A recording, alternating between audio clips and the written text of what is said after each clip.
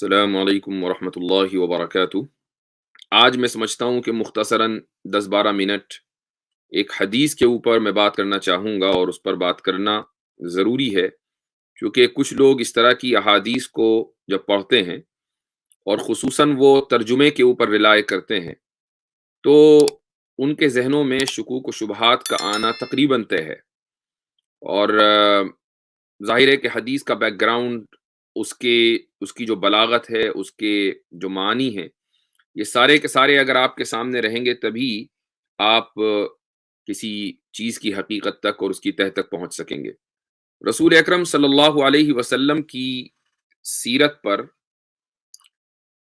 बहुत से उँगली उठाने वाले ये दावा करते हैं कि रसूल अकरम अलैहिस्सलातु वस्सलाम ने फ़हाशी, फ़ुहशगोई और गालियों के कल्चर को अलइयाज़ बिल्लाह फ़रोग़ दिया है और उसको प्रमोट किया है। और उसके दावे के तौर पर, उसकी दलील के तौर पर वो 1-2 हदीसें भी पेश करते हैं। हदीसें सही हैं और ये रवैया बिल्कुल गलत है कि जहाँ आप फँसे, वहाँ आप हदीस का इनकार कर दें कि नहीं, ये नहीं हो सकता। क्योंकि अगर आप ये कह रहे हैं कि ये नहीं हो सकता, तो आपने एक पोज़ीशन ले ली और वो पोज़ीशन ये है कि मेरी अक़ल और मेरा जो कल्चर है या मेरी जिस तहज़ीब से वाबस्तगी है, वो तहज़ीब, वो कल्चर दरअसल रसूल अकरम सल्लल्लाहु अलैहि वसल्लम की हदीस को जज करेगा, मेरी अक़ल जज करेगी। आपकी अक़ल पहले ये तय हो कि स्टैंडर्ड नहीं है। ये सारी दुनिया जानती है कि किसी एक इंसान की अक़ल स्टैंडर्ड नहीं होती, इल्ला ये कि वो ऑब्जेक्टिव रियलिटी हो, यानी सारी दुनिया उसी चीज़ को मानती हो, तो आप उसको स्टैंडर्ड कह सकते हैं। लेकिन कुछ लोग मानते हों, कुछ लोग ना मानते हों। एक इलाके के लोग मानते हों, दूसरे इलाके के लोग ना मानते हों, तो एक इलाके के लोगों की रैशनैलिटी को आप स्टैंडर्ड नहीं बना सकते, ये एक कॉमन सेंसिकल चीज़ है। तो मैं आपकी स्क्रीन पर इंशाअल्लाह वो हदीस लेकर आता हूँ। 1-2 मर्तबा नहीं बल्कि कई मर्तबा एक साहब आए, मुझे नाम याद नहीं है उनका, हो सकता है कि वो मेरी स्ट्रीम देख रहे हों, और उन्होंने आकर मुझे इस तरफ तवज्जो दिलाई कि मैं उस हदीस पर गुफ्तगू करूँ, और मैंने उनसे ये कहा कि मेरी अभी तहकीक जारी है। तहकीक हो भी गई थी, लेकिन बहरहाल मौका नहीं मिला, तो अब वो हदीस आपकी स्क्रीन पर आया चाहती है। आप स्क्रीन पर देख रहे होंगे, अरबी में लिखा हुआ है, और सबसे पहले मैं हदीस पढ़ लेता हूँ, उसके बाद फिर मैं जो ऑब्जेक्शन है इस ताल्लुक से, वो ज़िक्र करूँगा, और उसके बाद इंशाअल्लाह इसका जवाब। मुस्नद अहमद में हदीस आई है, हदीस का नंबर है 20285, और हदीस की सनद है हद्दसना यहया इब्न सईद क़ाल हद्दसना औफ अन अल हसन अन उतैय अन उबय इब्न कअब रदियल्लाहु अन्हु व अन्हुम क़ाल रअयतु रजुलन तअज़्ज़ा इंद उबय बिअज़ाइल जाहिलिय्या इफ्तख़र बिअबीहि फ़अअज़्ज़हु बिअबीहि व लम युकन्निहि। उतई, जो उबई इब्न काब की मजलिस में मौजूद थे, वो ये कहते हैं कि मैंने एक शख्स को उबई इब्न काब रज़ी अल्लाहु अन्हु के पास जाहिलियत वाले मफ़ाखिर बयान करते हुए देखा, जाहिलियत वाली प्राइड में मुब्तला देखा। तअज़्ज़ा बिअज़ाइल जाहिलिया, जैसे ज़माने जाहिलियत में लोग अपने कबीले, अपने बाप दादा और अपने हसब व नसब के ऊपर फ़ख्र करते थे और सामने वाले को तौहीन करते थे, तो मैंने एक आदमी को ये काम करते हुए देखा। आपको मालूम होगा कि जाहिलियत का जो कल्चर था, वो निहायत रेसिस्ट था, और ये रेसिज़्म का जो कल्चर है, ये बहुत ज़माने तक सारी दुनिया में राइज रहा है। मग़रिबी ममालिक जो आज रेसिज़्म को सबसे ज़्यादा बुरा समझते हैं, दुनिया में रेसिज़्म को प्रमोट करने में सबसे आगे थे। लेकिन फिर हुआ ये कि हम लोग, यानी एक बड़ी तादाद मुसलमानों की, और वो करोड़ों में है, 200 मिलियन तो माशाअल्लाह इंडिया में ही रहते हैं। फिर एक बड़ी तादाद पाकिस्तान में भी है, बांग्लादेश में भी है। ये सारे वो लोग हैं जो मकामी कल्चर से, जिसको आप हिंदू कल्चर कह सकते हैं, उससे मुतासिर हुए, और उन्होंने उस कल्चर की जो खराब चीज़ थी वो इख्तियार कर ली, और वो चीज़ थी रेसिज़्म। यानी किसी एक खास कबीले या खानदान को या किसी एक खास वर्ण को ये समझना कि ये निचला है, वो ऊंचा है, निचली जात, ऊंची जात, और फिर निचली जात के लोगों को کی توہین کرنا, ان کو برا سمجھنا, جبکہ اگر یہ دیکھا جائے کہ اگر ایک اونچی ذات کا بندہ ہے اور ایک نیچی ذات کا بندہ ہے, دونوں کو اگر آپ اندر سے دیکھیں تو دونوں کے خون کا کر بھی ایک ہی ہوگا, دونوں کا گوشت پوست بھی ایک ہی ہوگا, اور ہو سکتا ہے کہ جس کو نچلی ذات کا بندہ کہا جا رہا ہے اس کے سوچنے کا اور اس کی فکر کا معیار بڑا بلند ہو. یہ ساری چیزیں ہیں, لیکن مسلمانوں نے انفارچونیٹلی یہ چیز اڈاپٹ کر لی, جبکہ مسلمانوں کے لیے جو تعلیم تھی رسول اکرم صلی اللہ علیہ وسلم کی وہ یہ کہ اس ریسزم کو مکمل طریقے سے کھرچ کر پھینک دیا جائے. لیکن یہ بڑا ہی انفارچونیٹ مسئلہ ہے کہ آج بھی اگر آپ دیکھیں شادی بیاہ کے موقع پر یہ ریسزم کھل کر سامنے آ جاتی ہے. یہ اسی کا اثر ہے, اور اس کی دلیل میں اس لیے دیتا ہوں کہ وہ مسلمان جو ان علاقوں میں نہیں ہیں, مثلا مسلمان جو امریکہ میں بستے ہیں, انگلینڈ میں بستے ہیں, کینیڈا میں بستے ہیں, یا بہت سے عرب ممالک میں بستے ہیں, ملیشیا میں بستے ہیں, ایک بڑی تعداد مسلمانوں کی ان علاقوں کے اندر پھیلی ہوئی ہے. یہاں کوئی ریسزم نہیں ہے, یہاں کوئی قبیلوں کے اوپر فخر نہیں ہے. قبیلے ہیں لیکن بطور آئیڈینٹی ہیں, فخر کے طور پر نہیں ہے. تو اینی ویز اس شخص نے حضرت ابی ابن کعب رضی اللہ عنہ کے سامنے یہ حرکت کی. تو حضرت عتئی کہتے ہیں جو وہاں اس مجلس میں موجود تھے, فَأَعَضَّهُ بِأَبِيهِ وَلَمْ يُكَنِّهِ, تو ابی ابن کعب نے یہ کیا کہ اس کے باپ کا ذکر کر کے اس کو عار دلائی, اس کو شرم دلائی, اور واضح طور سے شرم دلائی. اس میں کوئی کنایا یا کوئی زو معنی بات نہیں کی, سیدھے ڈائریکٹ بول دیا وَلَمْ يُكَنِّهِ. ثم قال لهم اما انی قد ارى الذي في انفسكم انی لا استطيع الا ذلك سمعت رسول اللہ صلی اللہ علیہ وسلم یقول. پھر ابی ابن کعب نے جب مجلس میں دیکھا تو لوگوں کے چہروں پر سوال یا نشان لگا ہوا تھا کہ بھئی یہ آپ نے کیا کہہ دیا, ہم تو نہیں سمجھتے تھے کہ آپ اس طرح کی گفتگو کریں گے. انی لا, تو ابی ابن کعب نے اپنے جسٹیفیکیشن کے لیے کہا کہ میں دیکھ رہا ہوں کہ تمہارے دلوں میں کچھ شک آ رہا ہے, لیکن یہ یاد رکھو کہ میں یہ بات اس وقت تک نہیں کہہ سکتا جب تک میں خود رسول اکرم صلی اللہ علیہ وسلم سے سن نہ لوں.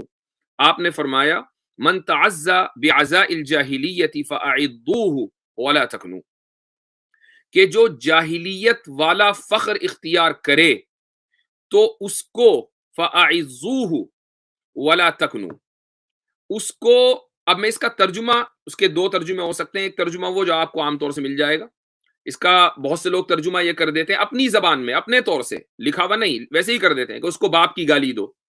ولا تکنو, وہ بالکل صحیح انداز سے دو, حالانکہ یہ درست نہیں ہے. اب اسی حدیث کو آگے پھر دوبارہ روایت کیا ہے امام احمد بن حنبل نے, اور وہ یہ فرماتے ہیں, اس کے الفاظ جو ہیں كنا نؤمر اذا الرجل تعزى بعزاء الجاهليه فاعضوه بهني ابيه ولا تكنوا, کہ ہمیں یہ حکم دیا گیا کہ جب کوئی شخص جاہلیت والی ریسزم اختیار کرے تو ہمیں یہ حکم دیا گیا کہ ہم اس سے یہ کہیں فاعضوه بهني ابيه, اپنے باپ کی شرمگاہ سے ملو, ولا تکنو, اور اس چیز کو بالکل واضح انداز سے کہنا, اس میں کوئی یعنی کنایا نہیں ہونا چاہیے. یہ حدیث حسن ہے شعیب الارناؤت کی اس میں کی تحقیق کے مطابق. لہٰذا اس حدیث کو محض اس لیے کہ یہ آپ کو اچھی نہیں لگ رہی ہے ریجیکٹ نہیں کیا جا سکتا. ہاں یہ آپ ضرور کہہ سکتے ہیں کہ ہمیں تو یہ معلوم ہے قرآن کریم سے کہ اللہ سبحانہ و تعالیٰ یہ فرماتا ہے کہ وَإِنَّكَ لَعَلَىٰ خُلُقٍ عَظِيمٍ, سورہ قلم کی آیت نمبر 4 ہے کہ آپ کے اخلاق اعلیٰ ہیں. تو جب آپ کے اتنے اعلیٰ ترین اخلاق ہیں تو آپ یہ کیسے تعلیم دے سکتے ہیں؟ تو یہ حدیث تو قرآن کے خلاف جا رہی ہے. قرآن کے خلاف جانے کی وجہ سے ہم اس حدیث کو مسترد کرتے ہیں, کچھ لوگ یہ کہہ سکتے ہیں. اسی طریقے سے ایک اور حدیث ہے, یہ بھی مسند احمد میں ہے, 24247 اس کا نمبر ہے. حضرت عائشہ رضی اللہ عنہا کی روایت ہے کہ رسول اکرم صلی اللہ علیہ وسلم کے بارے میں انہوں نے فرمایا کہ لم یکن رسول اللہ صلی اللہ علیہ وسلم فاحشا ولا متفحشا ولا سخابا فی الاسواق, کہ آپ صلی اللہ علیہ وسلم فاحش و متفحش یعنی فحش گو فحش عمل نہیں تھے, اور نہیں بازاروں میں چیختے پھرتے تھے. ولا یجزی بالسیئۃ مثلها, اور وہ برائی کا بدلہ برائی سے ہی دیتے ہوں ہمیشہ, ایسا بھی نہیں تھا, بلکہ معاف اور درگزر کرتے تھے. ولیکن یعفو ویصفحوا. اب یہ سب چیزیں سامنے آنے کے بعد کچھ لوگوں کے ذہن میں یہ بات آتی ہے کہ بھائی پھر آپ علیہ الصلوۃ والسلام نے ایسی بات کیوں کہی؟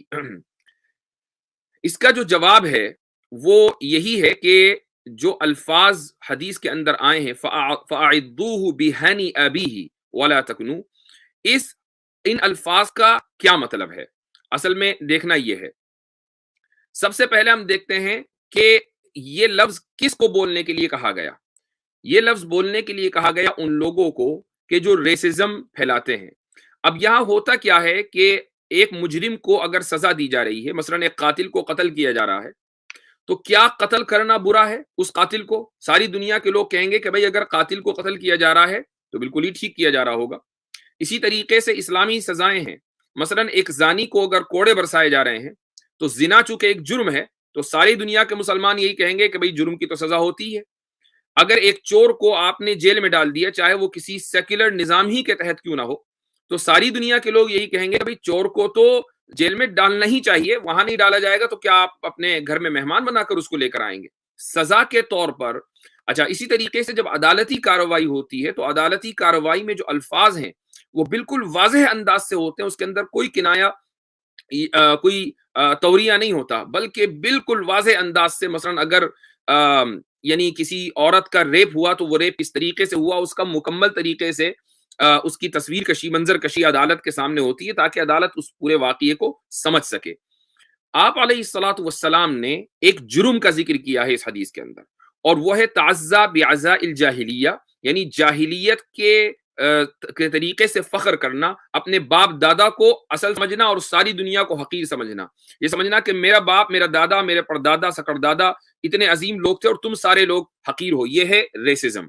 اب مجھے کوئی بتائے کہ ریسزم بڑا گناہ ہے، یا مثلا کسی کو یہ کہہ دینا جو ریسزم کے اندر ملوث ہو، جو شخص ریسسٹ ہو، اس کو ریسزم سے روکنے کے لیے یہ کہہ دینا کہ تو اپنے باپ دادا کی شرمگاہ سے مل، یہ کہہ دینا زیادہ بری چیز ہے؟ ایک تو پوائنٹ یہ ذہن میں رکھ لینا چاہیے۔ دوسرا پوائنٹ یہ ہے کہ اعظوہ کا مطلب کیا ہے؟ کچھ لوگ یہ ترجمہ کر دیتے ہیں کہ اپنے باپ کی شرمگاہ کو چوس، یہ جو ترجمہ ہے یہ غلط ہے۔ عض یا عضو کا معنی آتا ہے کسی چیز سے ملنا، کسی چیز میں کسی چیز کا شیلٹر لینا، یعنی اس کی پناہ میں آنا۔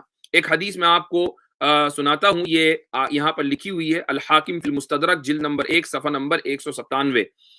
آپ صلی اللہ علیہ وسلم نے فرمایا کہ فَاعْتَزِلْ تِلْكَ الْفِرَقَ كُلَّهَا، آخری زمانے میں بہت سی فرقہ بندیاں ہوں گی تو ان تمام فرقوں سے اپنے آپ کو الگ کر لینا۔ وَلَوْ أَن تَعَضَّ بِأَصْلِ شَجَرَةٍ حَتَّى يُدْرِكَّ الْمَوْتُ وَأَنْتَ كَذَلِكَ، اگرچہ تمہیں الگ کرنے، اپنے آپ کو آئسولیٹ کرنے کی وجہ سے کسی درخت کی جڑ میں پناہ لینی کیوں نہ پڑے، یہاں تک کہ تمہیں موت آ جائے اور تم اسی حال میں ہو، تو یہ تمہارے لیے بہتر ہے۔ اب دیکھیں یہاں پر بھی وہی لفظ آیا تعض، سو عزا یعزو کے معنی آتے ہیں پناہ لینا اور کسی چیز سے ملنا۔ تو اب یہ جو جب یہ سامنے آ گئی حدیث کے حوالے سے، تو اب یہ جو حدیث آپ کے سامنے ہے، جس کا میں نے ترجمہ ابھی اوپر کیا تھا، یہ دوبارہ آپ کے اسکرین پر آ رہی ہے، یہ اذا الرجل تعزى بعزاء الجاہلیہ فاعظوه بہنی ابیہ۔ اچھا، ہن کے معنی واضح انداز سے عربی لغت میں شرمگاہ کے نہیں آتے، بلکہ یہ کنایا ہے۔ آپ علیہ الصلوۃ والسلام یہ فرما رہے ہیں کہ اپنے باپ کی اس شرمگاہ کے بارے میں سوچو کہ جس میں تمہاری حیثیت ایک وقت میں قطرہ منی سے زیادہ نہیں تھی۔ تمہاری تو حیثیت یہ ہے کہ تمہارا ماضی کیا ہے؟ تمہارا ماضی یہ ہے کہ تم اپنی باپ کی شرمگاہ میں ایک قطرہ منی کی حیثیت رکھتے تھے۔ آج تمہیں فخر ہو رہا ہے اپنے باپ دادا کے اوپر، تم ساری دنیا کو حقیر سمجھ رہے ہو، یہ تو تمہاری حالت ہے۔ تو ایک آدمی جو دوسرے کو حقیر سمجھ رہا ہے، اس کو حقیر سمجھانے کے لیے اور بتلانے کے لیے اس سے زیادہ بہتر کوئی دوسرا لفظ ہو ہی نہیں سکتا تھا۔ تو رسول اکرم صلی اللہ علیہ وسلم کی یہ حدیث بالکل صحیح ہے اور اس حدیث کو ہم اون کرتے ہیں۔ اور ہاں، اب یہ کوئی یہ کہنے لگے کہ جیسے ہی میں کسی شخص کو یہ دیکھوں کہ وہ جاہلیت کے اوپر یا اپنے باپ دادا کے اوپر فخر کر رہا ہے یا ریسزم کر رہا ہے، تو کیا میں اس کو یہ کہہ سکتا ہوں کہ اپنے باپ دادا کے بارے میں سوچ کے تو ان کی شرمگاہ میں ایک قطرہ منی تھا؟ کیا یہ میں کہہ سکتا ہوں؟ کہنے کو بالکل کہا جا سکتا ہے، اس کی اجازت آپ صلی اللہ علیہ وسلم نے دی، حضرت ابی بن کعب رضی اللہ عنہ نے یہ بات کہہ دی۔ لیکن کیا پہلے اسٹیپ میں یہی کہا جائے گا؟ ایسا نہیں ہے۔ رسول اکرم صلی اللہ علیہ وسلم کے سامنے خود اس طریقے کا ایک واقعہ پیش آیا، وہ بھی میں آپ کے سامنے رکھ دیتا ہوں تاکہ آپ کو اندازہ ہو جائے کہ آپ علیہ الصلوۃ والسلام کے سامنے اگر کوئی اس طرح کا واقعہ ہوتا تھا تو سب سے پہلے آپ کا عمل کیا ہوتا تھا۔ یہ حدیث ہے صحیح بخاری میں 3257، جابر بن عبداللہ رضی اللہ عنہ فرماتے ہیں، غزونا مع النبی صلی اللہ علیہ وسلم وقد ثاب معه ناس من المہاجرین حتى كثروا وكان من المہاجرین رجل لعاب فکسع انصاری. ہوا یہ تھا کہ ایک سفر میں آپ صلی اللہ علیہ وسلم کے ساتھ کچھ مہاجرین بھی تھے، کچھ انصار بھی تھے. تو ایک مہاجر اور انصاری کے درمیان کچھ کہا سنی ہو گئی. مہاجر نے اس کو لات جڑ دی تو انصاری کو بڑا غصہ آ گیا، یہاں تک کہ اس انصاری صحابی نے یا اس شخص نے انصاریوں کو بلا لیا، اپنے لوگوں کو بلا لیا. اور بلانے کا جو طریقہ تھا وہ یہ تھا یا للانصار، ارے انصاریوں آ جاؤ. تو جتنے بھی انصار کے تھے یعنی صحابہ جو مدینے کے تھے وہ سارے کے سارے یا ان میں سے کچھ جمع ہو گئے ہوں گے. جب مہاجر نے یہ دیکھا تو اس نے کہا یا للمہاجرین، مہاجرین تم بھی آ جاؤ. یہ جو طریقہ ہے کہ اپنے لوگوں کو بلانا اور اپنے لوگوں کو آگے کرنا، یہی تو ریسزم ہے. تو آپ علیہ الصلوۃ والسلام کو جب یہ اندازہ ہوا تو آپ علیہ الصلوۃ والسلام نکلے اور فرمایا ما بال دعوی اہل الجاہلیہ، یہ تم لوگوں کو کیا ہو گیا کہ تم جاہلیت کے طریقے پر نعرے بازی کر رہے ہو، یہ ریسزم تمہارے اندر کہاں سے آ گئی. ثم قال ما شأنهم، پھر آپ نے پوچھا کہ کیا ہوا، انویسٹیگیٹ کیا. پھر بتایا گیا کہ بھی مہاجر کا انصاری سے جھگڑا ہو گیا. تو آپ صلی اللہ علیہ وسلم نے فرمایا دعوها فإنها خبیثۃ، کہ یہ چیز ایول ہے، اس جھگڑوں کو چھوڑو، یہ ایول ہے. اس کو ایول کہا، خبیثۃ کے معنی ایول. اچھا اب اس لفظی کو دیکھ لیجئے، جب اردو میں یہ لفظ استعمال ہوتا ہے تو یہ گالی بن جاتا ہے، آپ کسی کو ذرا خبیث کہہ کے دکھا دیں. لیکن عربی کے اندر یہ لفظ خبیثہ کے جو معنی آتے ہیں وہ ہے ایول. تو یہ چیز ایول ہے. آپ علیہ الصلوۃ والسلام نے یہ نہیں کہا انصاری کو یا مہاجر کو کہ اپنے باپ دادا کے بارے میں سوچو، تم قطرہ منی تمہاری حیثیت تھی وغیرہ وغیرہ. اس کا مطلب یہ ہے کہ یہ ایک درجہ بندی ہے. ایک اسٹیپ کے اوپر آپ علیہ الصلوۃ والسلام نے جو عمل کر کے دکھایا وہ یہ تھا کہ سامنے والے کو سمجھایا جائے، سامنے والے کو ریسزم کی جو برائی ہے اس کو بتایا جائے. لیکن اگر وہ اس کے باوجود بھی باز نہیں آ رہا ہے اور وہ فخر اس کا بڑھتا ہی چلا جا رہا ہے، اس کی پرائیڈ میں اضافہ ہی ہو رہا ہے اور وہ رسول اکرم صلی اللہ علیہ وسلم کی اور اسلام کی تعلیمات کی مکمل خلاف ورزی کرتا چلا جا رہا ہے کہ جس کی وجہ سے خود اس کا بھی نقصان ہے اور پوری امت مسلمہ کا نقصان ہے، تو پھر ایسے لوگوں کو آئینہ دکھانا ضروری ہوتا ہے. قرآن کریم اس لیے فرماتا ہے، کہتا ہے وَجَزَاءُ سَیِّئَةٍ سَیِّئَةٌ مِثْلُهَا، کہ ایک برائی کا بدلہ پھر ایسا ہی ہونا چاہیے جیسا کہ اس شخص نے برائی کی. اور یہ جو جملہ ہے یہ اس ریسزم کے مقابلے میں تو بہت ہلکا ہے. ریسزم کے جو مفاسد اور جو نقصانات ہیں وہ ساری دنیا جانتی ہے کہ اس سے جب امت تقسیم ہو جاتی ہے ریسزم کی بنیاد پر تو پھر وہ اس کی حیثیت پرندے کے ٹوٹے ہوئے پر کی طرح ہو جاتی ہے کہ جو بے حیثیت ایک ہوا اس کو کبھی ادھر اڑا لے جائے اور کبھی ادھر اڑا لے جائے. تو یہ حدیث کے بارے میں مجھے کچھ گفتگو کرنی تھی. امید ہے کہ اس تعلق سے آپ کو کے سامنے بات واضح ہو گئی ہوگی. اور حدیث کے تعلق سے جو ہمارا رویہ ہے وہ یہی ہونا چاہیے کہ ہم علماء کی تحقیقات کے اوپر اعتماد کریں. ہاں بعض مرتبہ ایسا ہوتا ہے کہ حدیث کی کچھ سندیں جو ہیں وہ بظاہر ایسا لگتا ہے کہ صحیح ہے، لیکن حدیث درایتاً یعنی اپنے معنی اور مفہوم کے اعتبار سے صحیح نہیں ہوتی ہے. اس کے باقاعدہ اصول و ضوابط ہیں. ان اصول و ضوابط کی روشنی میں ہی ہمیں حدیث کے تعلق سے کچھ بات کرنی چاہیے اور زبان کھلنی چاہیے. اول تو ہر ایرے غیرے نتھو خیرے کو اس کی اجازت نہیں ہے کہ وہ حدیث کا ترجمہ پڑھے اور کہے کہ نہیں یہ حدیث تو میری عقل شریف میں فٹ نہیں ہو رہی ہے لہٰذا میں اس کو مسترد کرتا ہوں. ہاں آپ کو میں یہ دعوت دیتا ہوں کہ اگر آپ کو واقعی اس میدان کے اندر زبان کھولنے کا شوق ہے تو پہلے اس میدان میں مہارت حاصل کیجئے. ایسا نہیں ہے کہ اس میدان میں کوئی بھی مہارت حاصل نہیں کر سکتا. کچھ سال لگائیے، کچھ محنت کیجئے اور اس کے بعد انشاءاللہ پھر آپ بھی اپنی تحقیقات سے ہمیں استفادے کا موقع دیں، کوئی حرج نہیں ہے. السلام علیکم. وعلیکم السلام. جی بھائی. مفتی صاحب میں نے یہ حدیث آپ کو ریمائنڈ کرائی تھی کئی بار ایڈریس کرنے کے لیے. تو مفتی صاحب کئی لوگ عالم بولتے ہیں کہ یہ حدیث جو ہے ضعیف ہے، تو کیا یہ صحیح ہے آپ کے نظر میں؟ میں نے آپ کے سامنے پوری تحقیق اس کی ذکر کر دی ہے. شعیب الارناؤوط بہت بڑا نام ہے تحقیق کی دنیا میں اور انہوں نے اس حدیث کو حسن کہا ہے. تو آپ اس کو ضعیف تو کسی بنیاد پر نہیں کہہ سکتے. اور میں نے پہلے ہی کہہ دیا کہ جو علماء یا جو لوگ اس کو ضعیف کہتے ہیں دراصل وہ اس اعتراض سے بچنے کے لیے کہ یار اس کو کیسے ہم ایڈریس کریں اس لیے اس کو ضعیف کہہ دیتے ہیں. تو یہ طریقہ تو غلط ہے. جی سب سے بڑا اعتراض مفتی صاحب اس پہ یہی آتا ہے کہ کیا آپ کے نبی جو نان مسلم بولتے ہیں کہ آپ کے نبی نے گالی دی، تو اب ہم نے مانا، اب ہم نے بتایا نا کہ یہ گالی ہے ہی نہیں. یعنی اگر آپ گالی کس کو کہتے ہیں، گالی کا مطلب یہ ہے کہ جس کو عرف میں گالی سمجھا جائے. مثال کے طور پر میں نے اسی بات میں یہ کہا کہ لفظ خبیث ہے. خبیث کو ہمارے بہت سے اردو دا طبقے میں یا اردو دا جو حلقہ ہے اس میں خبیث کو گالی سمجھا جاتا ہے، برا لفظ سمجھا جاتا ہے. یعنی آپ اگر کسی کو خبیث بول دیں گے تو وہ آپ کے سر چڑھ جائے گا.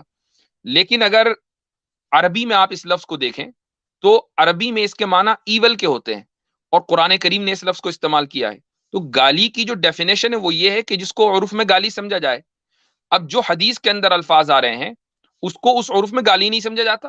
ہاں اس کو تھوڑا سا اچنبا اس میں، یعنی کسی کو تعجب ضرور ہو سکتا ہے کہ یار تھوڑا سا یہ آؤٹ آف دا وے جا کر بات ہوئی ہے، لیکن اس کو گالی نہیں کہا جائے گا.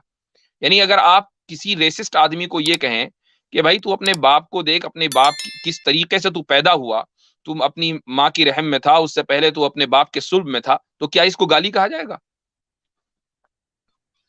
جی مفتی صاحب بہت بہت شکریہ اس کو ایڈریس کرنے کے لیے. مفتی صاحب اس میں میں چند نکات بیان کرنا. سب سے پہلے تو میں جیسے اکثر و بیشتر بیان کرتا ہوں کہ جو ماڈرن کرائسس ہے اس میں سے ایک کرائسس یہ ہے کہ ہم لوگ لینگویج سے دور ہو گئے، زبان سے دور ہو گئے. تو یہ ہماری انسانیت کے لیے خطرہ ہے. یعنی کہ زبان سے دور ہونا گویا کہ ہم اپنی انسانیت سے دور ہو رہے ہیں. تو ایک تو یہ ماڈرن کرائسس چل رہا ہے کہ لوگوں کو زبان کے اسلوب نہیں پتہ، زبان کام کیسے کرتے ہیں، اس کے فصاحت و بلاغت کیا ہوتی ہے، یہ سب چیزیں بالکل بہت دور ہو گئی ہے. دوسری چیز یہ ہے کہ جیسے کہ ایک ہوتا ہے نگیٹو، یعنی کہ زبان کے اندر ایک ہوتا ہے نگیٹو، ایک ہوتا ہے ابیوزو. تو اب کسی نگیٹو چیز کو یہ لوگ لے کے آ رہے ہیں اور کہہ رہے ہیں کہ یہ ابیوزو ہے. نگیٹو کا استعمال کرنا یعنی منفی الفاظ کا استعمال کرنا یہ بہت فصیح اور بلیغ ہوتا ہے، یعنی کہ مواقع کے اعتبار سے. اب مثال کے طور پہ سمجھے کہ یہ ریسزم کی بات ہو رہی ہے جہاں. اب اگر اس کو جیسے کہ ہم یہ کہتے ہیں کہ کسی چیز کو بہت اسٹرانگلی کنڈیم کرنا، تو یہ تو بہت اچھی چیز ہے کہ آپ کسی ایسی چیز کو جو کہ ایک عالمی بیماری ہو، ایک عالمی وبا ہو، اس کو آپ اسٹرانگلی کنڈیم کریں. So that is appreciated. وہ تو اپریشیٹ کیا جائے گا، نہ کہ اس کے اوپر کوشچن اٹھائے جائیں گے. تو یہاں جو اللہ کے نبی صلی اللہ علیہ وسلم کر رہے ہیں وہی کر رہے ہیں کہ اسٹرانگلی کنڈیم کر رہے ہیں ریسزم کو. اب یہ تو اسٹرانگلی کنڈیمنیشن تو ہمیشہ نگیٹو ہی لفظ ہوگا نا، کنڈیمنیشن تو اپریسیشن کے تھرو ہوتا نہیں ہے. تو اب یہ نگیٹو جہاں پہ کنڈیمنیشن ہے اور نگیٹو الفاظ استعمال ہوئے ہیں اس کو ایک بازاری زبان کہنا، مطلب کہ ہمیں پرابلم ہے کہ ہم یہ کہتے ہیں کہ نبی علیہ الصلوۃ والسلام نے کبھی بازاری زبان استعمال نہیں کیا. کئی مثالیں ہیں. مثال کے طور پہ سمجھے کہ ہم سیکشول انٹرکورس کے بارے میں پڑھتے ہیں، مہذب انداز میں پڑھتے ہیں، وہی ساری چیزیں پڑھتے ہیں جس کو کچھ لوگ جو ہے انٹیمیشن کے لیے اپنے یعنی کہ فحش استعمال کرتے ہیں. اب جیسے انڈیا میں سمجھیں کہ ایک سرس سلیل بھی آتا ہے نا، ایک میگزین ہے فحش ٹائپ کا، ایک میگزین ہے، پہلے 5 روپے میں ملا کرتا تھا، پتہ نہیں کتنے کا ملتا ہے. اس کی زبان اور آپ اپنے بایولوجی کی زبان لے، وہاں بھی انٹرکورس کی بات ہو رہی ہوتی ہے، لیکن دونوں کے اندر زمین آسمان کا فرق ہوتا ہے. جو ہماری کتاب کے اندر وہی چیز ہے اس کو ہم اپریشیٹ کرتے ہیں، لیکن جو سرس سلیل میگزین میں ہے اس کو ہم اپریشیٹ نہیں کرتے، اس سے دور رکھتے ہیں لوگوں کو کہ وہ زبان مت پڑھو نہیں تو خراب ہو جاؤ گے آپ. تو یہ ڈفرینسیشن ختم ہوا جا رہا ہے ہمارے یہاں. یا مجھے لگتا ہے کہ یہ لوگوں نے ملحدین نے جان بوجھ کے جو ہے وہ سمجھتے ہیں یہ ساری باریکیاں، اس کے باوجود وہ لوگوں کو گمراہ کرنے کے لیے اس طرح کے نقطے پیدا کرتے ہیں. نہیں، میں نہیں سمجھتا کہ ملحدین میں اتنی عقل ہوتی ہے کہ وہ اتنی باریکیوں کو سمجھیں. میں اس میں ایک چیز کا اضافہ کرنا چاہوں گا تمام احباب کی اجازت سے، وہ یہ کہ زبان کا آپ نے جیسے عاصم بھائی کہا کہ زبان کا جو فرق ہے وہ ہم لوگ نہیں سمجھتے، اپنی زبان سے دور ہوتے جا رہے ہیں. اب آپ اس میں کچھ الفاظ بتاتا ہوں کہ جس میں کیا ہے کہ پہلے زمانے میں کا جو عرف تھا، جو کلچر تھا، ان میں وہ الفاظ بالکل درست استعمال سمجھے جاتے تھے، بلکہ تہذیبی سمجھے جاتے تھے، گھروں میں بولا جاتا تھا. لیکن جیسے جیسے وقت گزرا اب وہ الفاظ نہیں بولے جاتے. اس میں لفظ شرمگاہی کو لے لیجئے، اس کا ترجمہ کیا ہے؟ یعنی مقام شرم، کہ وہ جگہ، وہ عضو جسم کا کہ جس کو انسان پبلک میں کھولتے ہوئے شرمندہ ہو جاتا ہے، اسی لیے اس کو شرمگاہ کہا گیا. لیکن اگر آپ اس لفظ کو آج کے دور میں استعمال کریں تو یہ تقریباً صریح استعمال ہوتا ہے، بطور کنایہ استعمال نہیں ہوتا، اگرچہ آپ اس کا ترجمہ دیکھیں تو بالکل ٹھیک ہے. اسی لیے اب لوگ اردو جاننے والے، اردو بولنے والے بھی اس لفظ کے بجائے انگریزی کا لفظ استعمال کرتے ہیں، پرائیویٹ پارٹ. وہ سمجھتے ہیں کہ یہ تھوڑا سا اور مزید اس کے اندر کنایا ہے، جبکہ وہ انگریزی بولنے والے نہیں ہیں لیکن یہ لفظ استعمال کریں گے. اسی طریقے سے آپ دیکھیں کہ باتھ روم وغیرہ، ٹوائلٹ کے لیے جو لفظ اردو میں استعمال ہوتا تھا پہلے، وہ ہوتا تھا پاخانہ. اب اس کو جو آپ اس کا ترجمہ کریں گے وہ کیا کریں گے؟ یعنی پاؤں کا گھر جہاں یعنی اپنے پیر ایک خاص انداز سے انسان رکھ کر بیٹھتا ہے. لیکن وہ اس زمانے میں آج سے 100 سال پہلے نہیں بلکہ آج سے تقریباً 40-50 سال پہلے بھی جو پرانے لوگ تھے وہ یہی لفظ استعمال کرتے تھے. پھر اس کے بعد ہوا یہ کہ تہذیب بدلی اور اس لفظ کا استعمال بالکل ترک ہو گیا. اب ہم انگریزی کا لفظ بولتے ہیں، وہ باتھ روم میں ہے، وہ ٹوائلٹ میں ہے، وغیرہ وغیرہ. بلکہ عربی زبان میں بھی حمام کے بجائے دورۃ المیاہ کا لفظ استعمال کیا جانے لگا، یعنی پانی پھیرنے کی جگہ. تو یہ جو الفاظ ہیں یہ عرف کے اعتبار سے ان میں تبدیلی ہوتی رہتی ہے، تہذیب آگے بڑھتی رہتی ہے، اور جو پرانے الفاظ ہیں ان کو سمجھا جاتا ہے کہ تھوڑا صریح ہیں، ان کے اندر اور ایڈجسٹمنٹ کیا جائے. اب اگر کسی یعنی ادبی کتاب میں لفظ پاخانہ لکھا ہوا ہو یا شرمگاہ لکھا ہوا ہو تو آپ اس کو یہ نہیں کہیں گے کہ یہ فحش کتاب ہے. بالکل ایسے ہی آپ نے جو مثال دی میں اس کو تھوڑا سا واضح انداز سے کہنا چاہوں گا کہ میڈیکل کی کتاب میں جہاں پر پرائیویٹ پارٹس کا ذکر ہوتا ہے تو میل اور فیمیل آرگنز کے لیے انگریزی زبان میں جو اوریجنل لفظ آتے ہیں وہی استعمال ہوتے ہیں. آپ نے جو بات کہی وہی استعمال ہوتے ہیں، لیکن آپ عام اس کے اندر کتابوں میں اگر اس کو استعمال کریں گے تو آپ کے اوپر الزام لگ جائے گا فحش گوئی کا. تو یہ ڈیپینڈ کرتا ہے کہ اس کا کانٹیکسٹ کیا ہے اور زمانہ کون سا ہے.